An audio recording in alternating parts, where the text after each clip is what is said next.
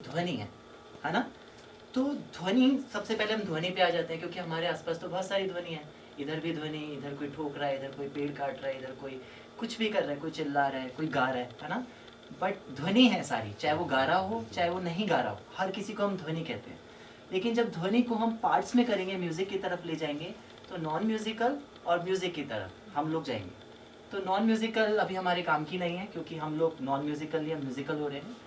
Musical जो भी ध्वनि अच्छी हो, हमारे कानों को अच्छी लगती है, दैट इज म्यूजिकल ध्वनि, अगर हम डिफ्रेंशिएट करें तो उसको। अब म्यूजिकल ध्वनि को हम बोलते हैं नाद। जो हमारे को अच्छा लगता है, कानों को प्रिय होता है, कर्ण प्रिय होता है, वो होता है नाद, और वही होता है सुर। ठीक है। तो एक ऐसी आवाज जो हमारे कानों को अच्छी लगती है, हम उसे सुर बोल सकते हैं। ठीक है। इतना इतना इजी है आप लोगों के लिए। मैं कुछ लिख नहीं रहा हूँ, क्योंकि मुझे लग रहा है आप लोग सब खुद, और कोई आपको कोई टर्म जैसे नहीं समझ आ रही है, जैसे मैंने नाद बोला या ध्वनि बोला या कुछ, तो आप उसे लिख सकते हैं और बाद में शेयर कर सकते हैं, पूछ सकते हैं अगर आपको नहीं पता तो उसके बारे में। तो सुर जो है हमारे 3 कैटेगरीज में डिवाइड है, हिंदुस्तानी म्यूजिक कह रहा हूँ।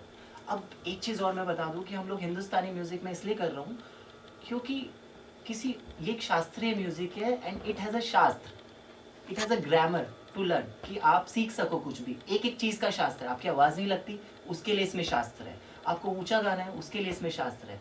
आपको कंपोज करना है उसमें, इसके लिए इसमें शास्त्र है।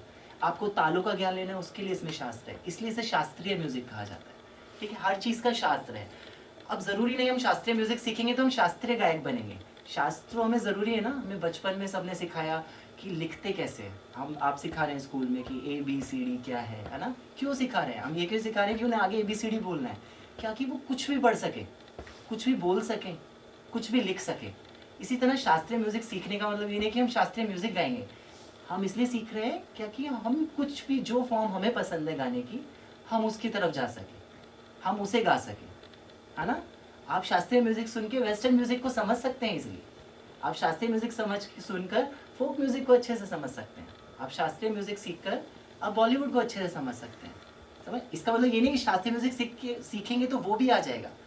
आपको पहले ग्रामर सीखना पड़ेगा, फिर उसमें रिसर्च करना पड़ेगा। ऐसा नहीं कि मैं शास्त्रीय म्यूजिक ही गाता हूँ। अब जैसे मैं हूँ, मैं शास्त्रीय म्यूजिक गाता हूँ ज़्यादा, मैं बॉलीवुड या गज़ल वगैरह नहीं गाता। तो मैं शास्त्रीय म्यूजिक सीखता हूँ, इसका मतलब ये नहीं मैं सब कुछ गा सकता हूँ, या कोई भी सब कुछ गा सकता है। भीमसेन जोशी जी वो नहीं गाते थे ना, क्या कहते हैं, वेस्टर्न नहीं गाते थे। उन्होंने शास्त्रीय म्यूजिक के इतने बड़े लोग हैं। तो आपको रिसर्च करना है अपनी फील्ड में, जो भी आपको पसंद है। यहाँ से इस वर्कशॉप के बाद जैसे आप लोग भजन गाते हैं, कीर्तन गाते हैं, तो उसमें भी हेल्प करेगा। ऐसा नहीं है कि आप यहाँ शास्त्रीय म्यूजिक सीखना है, राग सीखना है, या तबला लेके तानपुरा लेके आपको गाना है, नहीं, ऐसा बिल्कुल नहीं है। ये आपका बेसिक क्रिएट करेगा। तो ये सबको क्लियर होगा कि ये शास्त्रीय म्यूजिक की हम क्यों कर रहे हैं। तो मैंने बताया कि सुर को, सबसे पहला जो टर्म है वो है सुर। अगर म्यूजिक मीन्स सुर, तो सबसे पहले सुर समझ लेते हैं। सुर को मैंने बताया कि हम 3 कैटेगरी में बांटते हैं, शुद्ध स्वर, कोमल स्वर और तीव्र स्वर। अगर आप ये लिख लेंगे तो आपके लिए फायदेमंद रहेगा। जिसके पास कॉपी पेन नहीं है वो समझ लें। ठीक है।